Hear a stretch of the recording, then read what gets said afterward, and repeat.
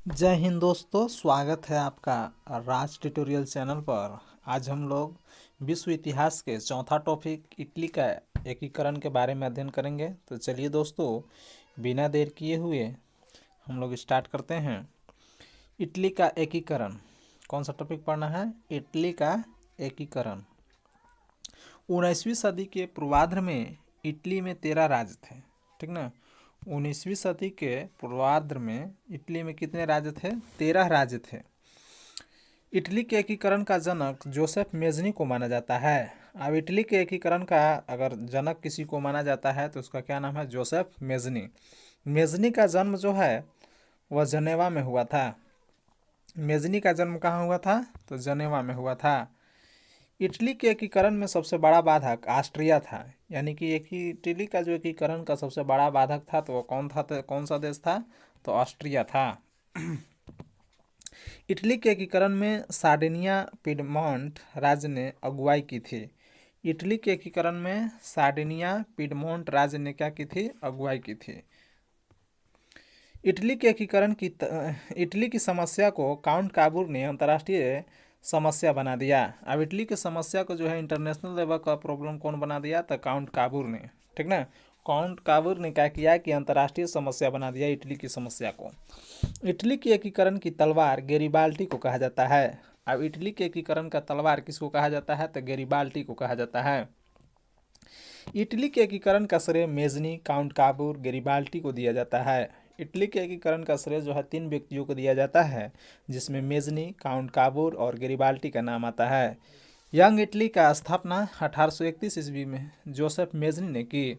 और young Italy की स्थापना किसने की? तो जोसेफ मेजनी ने की। गैरिबाल्टी लाल कुर्ती नाम से सेना का संगठन किया था। गैरिबाल्टी जो था वह क्या चीज़ के नाम से सेना का गठन किया था? तो लाल कुर्ती। कार्बोनरी सोसाइटी का संस्थापक गिरवर्टी था। कार्बोनरी सोसाइटी का संस्थापक कौन था? तो गिरवर्टी था, ठीक ना। कार्बोनरी सोसाइटी का संस्थापक कौन था? तो गिरवर्टी था। विक्टर एमेनुअल सार्डिनिया का शासक था। विक्टर एमेनुअल कहाँ का शासक था? तो सार्डिनिया का शासक था। इटली के एकीकरण की शुरुआत लोमार्डी और सार्डिनिया राज्यों के मेल से हुई। इटली के एकीकरण की शुरुआत जो है लोमार्डी और सार्डिनिया राज्यों के मेल से हुई। इटली का एकीकरण की शुरुआत किससे हुआ? तो लोमार्डी और सार्डिनिया राज्य के मेल से हुई। इटली राष्ट्र का जन्म जो है 2 अप्रैल 1860 ईस्वी को माना जाता है। अब इटली राष्ट्र का जो जन्म है वह 2 अप्रैल 1860 ईस्वी को माना जाता है। 1871 ईस्वी में रोम को संयुक्त इटली का राजधानी घोषित किया गया, ठीक ना। 1871 ईस्वी में रोम को क्या किया गया? इटली का इटली का राजधानी घोषित कर दिया, यानी इटली का राजधानी क्या हो गया? रोम। ठीक, यदि समाज में क्रांति लाना हो तो क्रांति का नेतृत्व नवयुवकों के हाथ में दे दो, यह कथन जोसेफ मेजनी का है। यानी मेजनी जी का स्टेटमेंट है कि यदि समाज में क्रांति लानी हो तो क्रांति का नेतृत्व जो है वो नवयुवकों के हाथ में दे दो। यानी पूछ देगा दोस्तों कि किसने यह कहा कि यदि समाज में क्रांति लानी हो तो क्रांति का नेतृत्व जो है वह नवयुवकों के हाथ में दे दो। किसने कहा? तो यह जोसेफ मेजनी ने कहा। इटली का एकीकरण 1871 ईस्वी में काउंट काबूर ने किया। यानी इटली का एकीकरण 1871 में किसने किया? तो काउंट काबूर ने किया। इटली की एकता का जन्मदाता नेपोलियन था। और इटली की एकता का जन्मदाता कौन था? तो नेपोलियन था। चलिए हम लोग नेक्स्ट टॉपिक जर्मनी का एकीकरण भी पढ़ लेते हैं। तो जर्मनी का एकीकरण जो है वह बिस्मार्क ने किया। जर्मनी का एकीकरण किसने किया? तो बिस्मार्क ने किया। बिस्मार्क प्रसा के शासक विलियम प्रथम का प्रधानमंत्री था। अब बिस्मार्क कौन था? तो बिस्मार्क जो था प्रसा के शासक विलियम प्रथम का प्रधानमंत्री था। तो याद रखिएगा दोस्तों, जर्मनी का एकीकरण बिस्मार्क ने किया। और बिस्मार्क कौन था? तो बिस्मार्क जो है प्रसा के शासक विलियम प्रथम का प्रधानमंत्री था। जर्मनी का सबसे शक्तिशाली राज्य प्रसा था। जर्मनी का सबसे शक्तिशाली राज्य कौन था? तो प्रसा था। बिस्मार्क जर्मनी का एकीकरण प्रसा के नेतृत्व में चाहता था। और बिस्मार्क चाहता था कि जो जर्मनी का एकीकरण हो तो प्रसा के नेतृत्व में हो। विलियम को जर्मन संघ राष्ट्र का ताज 8 फरवरी 1871 ईस्वी को पहनाया गया।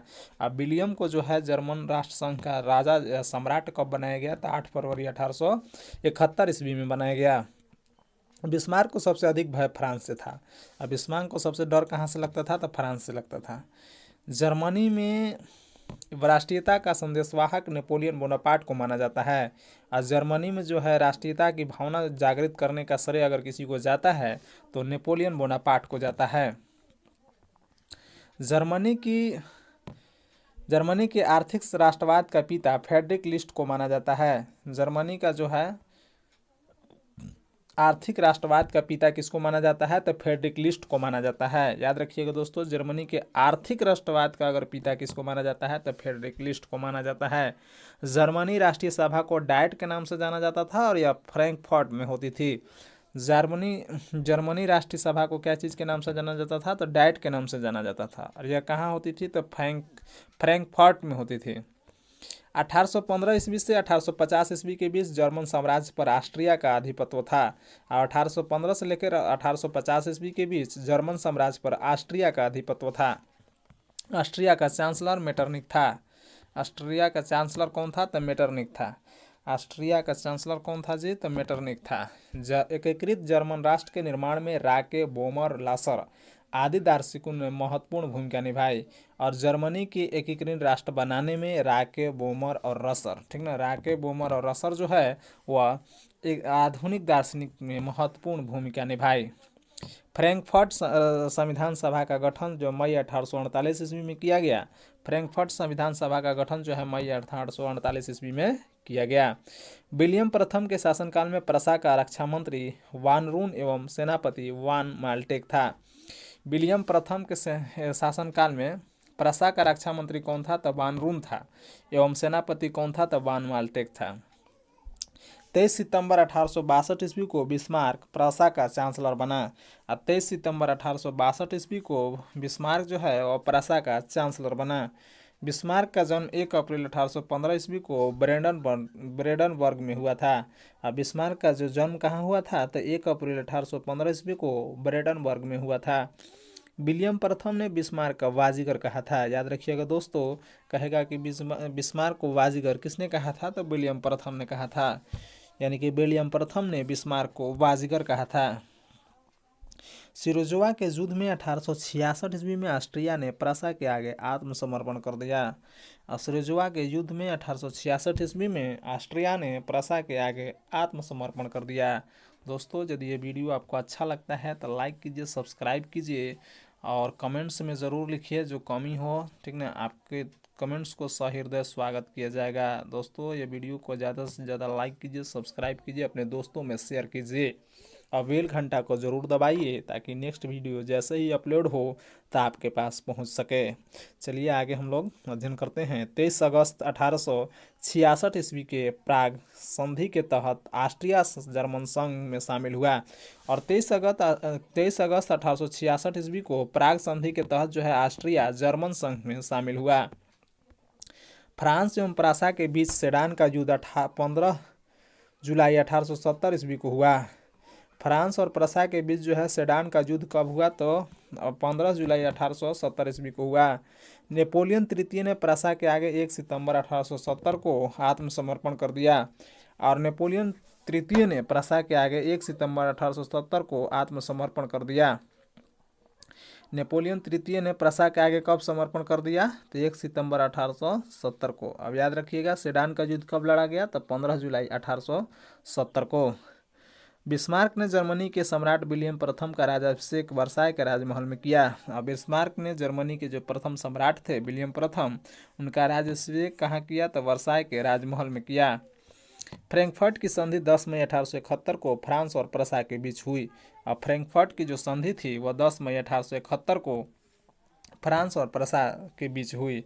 सूडान के युद्ध के बाद जर्मनी का एकीकरण संभव हो सका।